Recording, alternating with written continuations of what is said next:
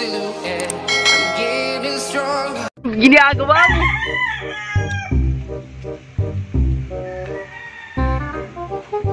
Oh no! Dito po tayo no sa creek. May isang magandang kalooban po na bababa dito kasi mag-rescue sa aso nahulog sa creek. Yan na po siya.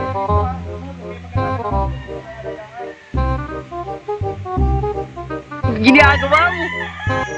Ito naman ang gat yan.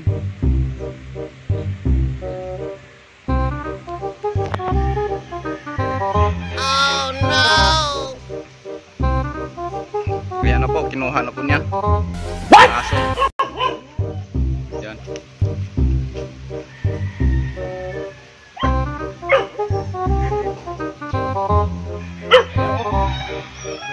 May malasakit talaga sa bata na to. What? Oh no! Di kita iwan sa paglakay. Di kasama. Oh no!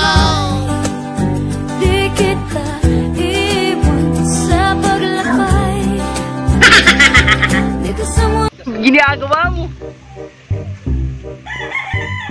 Kawawa naman kasi aso. Doon, yan na po.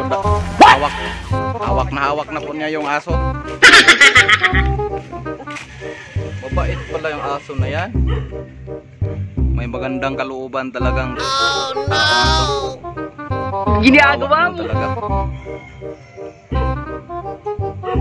Parang si Pinoy Dog Whisper din tong tao na to eh.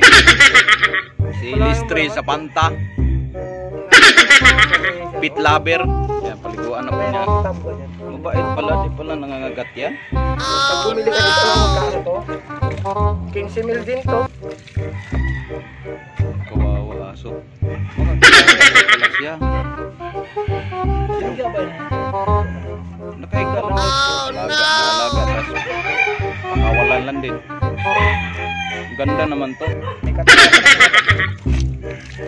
Sakuhan kasi yan kasi mahaba yung kanya. Balahibo. Puputulan saan. Ginagawa mo. Talaga natakot no, hinawakan mo agad eh. Bait naman ito eh. Hindi naman ito ng mga aso na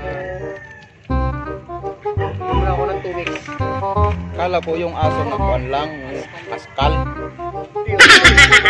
Alam mo yan, pag tinawag mo ang JRT, tanong mo sa mga mabubuhos mo yan sa social media na yan. Jack Russell. Petri.